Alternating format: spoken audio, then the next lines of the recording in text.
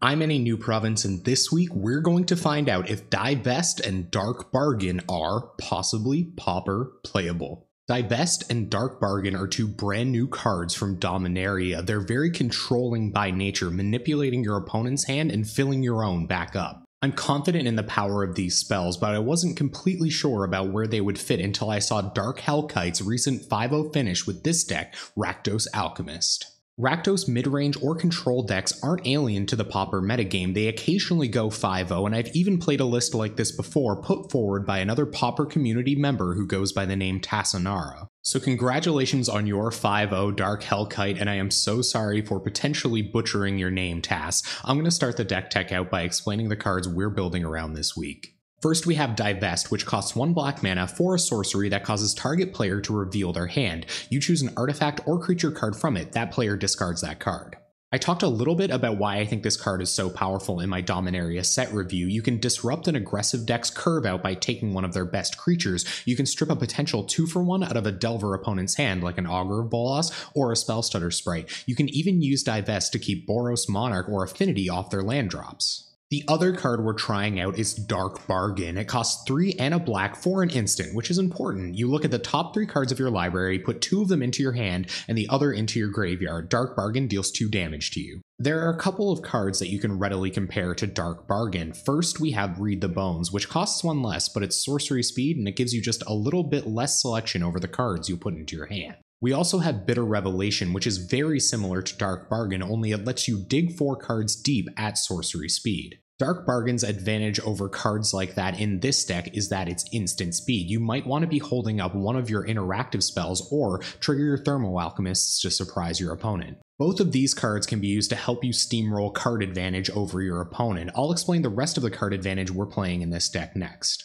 First, we have Thorn of the Black Rose, which costs 3 and a black for a 1/3 with Death Touch. When it enters the battlefield, you become the Monarch, which means you draw an extra card at the beginning of each of your end steps. If someone deals damage to you that isn't the Monarch, they become the Monarch and get to draw another card at the beginning of each of their end steps. While it's a dangerous notion to introduce a Howling Mine to any battlefield, our deck is really built around heavy interaction. We should be able to keep most of our opponent's creatures off the board and block whatever they have left with our own creatures. Next, we have Night's Whisper, which gives you a lot less selection but is also a lot cheaper than Dark Bargain. It costs 1 and a black for a sorcery that draws you 2 cards and loses you 2 life. Finally, we have Phyrexian Rager, one of the best pieces of card advantage on a stick that these colors have access to. It costs 2 and a black for a 2/2, and when it enters the battlefield, you draw a card and lose a life. Our next spell is just some powerful card filtering that you can cast twice. It's Faithless Looting. It costs 1 red for a sorcery. You draw 2 cards, then discard 2 cards. You can flash it back out of your graveyard by paying 2 and a red. Next is Liliana Spectre. That looks a lot more at home in the discard department with Divest than it does alongside the rest of the card advantage cards. However, if you leverage it properly, this can turn into a proper 2-for-1. Liliana Spectre costs 1 black for a 2/1 flyer, and when it enters the battlefield, each opponent discards a card. I'm going to talk about one of the biggest draws to this color pair in Pauper next. It's the raw interactive power of the Rakdos Guild. First, we have Chainer's Edict, which costs 1 and a black for a sorcery that makes target player sacrifice a creature. You can flash it back out of your graveyard by paying 5 black. We're also running one of the most powerful removal spells in the Pauper format, something Michael Jacob alludes to often. This is Terminate. It costs black-red for an instant that destroys target creature. It can't be regenerated. Finally, we have Arc Lightning, which goes along well with our theme of tons of 2-for-1s. Arc Lightning costs 2 and a red for a sorcery and deals 3 damage divided as you choose among 1, 2, or 3 targets. With Delver's dominance in the format, Arc Lightning is a formidable card. You can kill 3 fairies with this, kill a fairy and a Delver or a fairy and a ninja, or you can kill that single Augur of Bolas that's getting in the way of your Thorn of the Black Rose. Next, I'll talk about our Burn package, which goes along with the rest of our powerful interaction to keep us alive in the early game or allows us to kill an opponent through a fog if the game goes long. We're running 2 copies of Firebolt, which costs 1 red for a sorcery that deals 2 damage to any target. It would be strictly worse than a shock, but you can flash it back out of your graveyard by paying 4 and a red.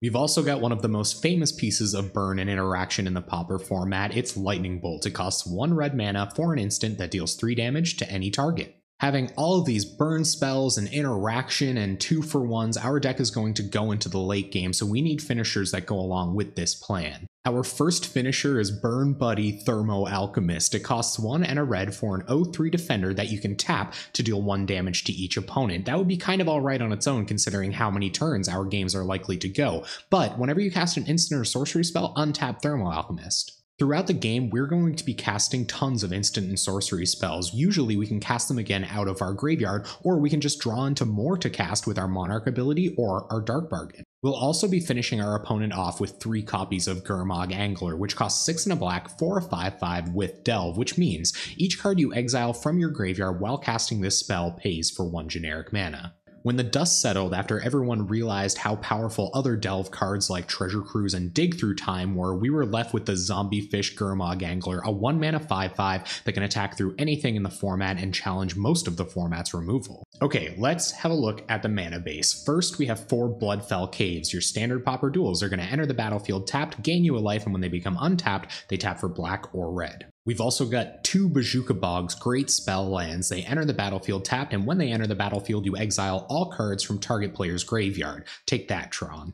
We've got 4 Evolving Wilds, your Pauper fetches. You can tap them, sacrifice them, search your library for a basic land card, put it onto the battlefield tapped, and then shuffle your library. And our last non-basics are your red-black Karus, Rakdos Carnariums. They enter the battlefield tapped. When they enter the battlefield, you have to return a land you control to your hand. When they become untapped, they tap for black and red. For basics, we've got 5 mountains and 4 swamps, just enough untapped lands to hit a turn 1 Divest or Faithless Looting. The real power of our deck starts at 2 with Terminate. Alright, let's have a look at this sweet sideboard. First, we have 2 Duress for picking any spells out of our opponent's hand that we can't deal with Divest or Terminate. We have 4 Pyroblasts because we're also a control deck, but we don't have counter magic. If we're playing a deck with counter magic, we gotta bring some to the table. We have 2 Nihil Spell Bombs. We don't want to nuke our own graveyards with a Relic of Progenitus, and we can still draw a card off of this. We have 1 Reaping the Graves for those really grindy matchups. If our opponent is putting a ton of our creatures into the graveyard, they can storm off with their Galvanic Blast, but we just get everything back with this.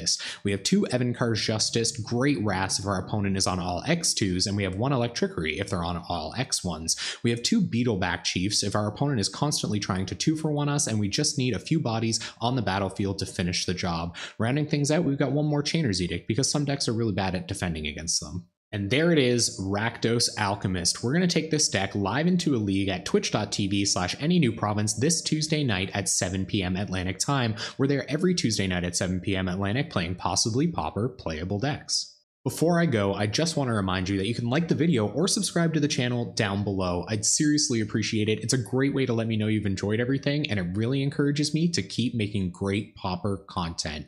Thank you so much for watching. I hope you enjoyed this deck tech, and hopefully I'll see you on Tuesday night.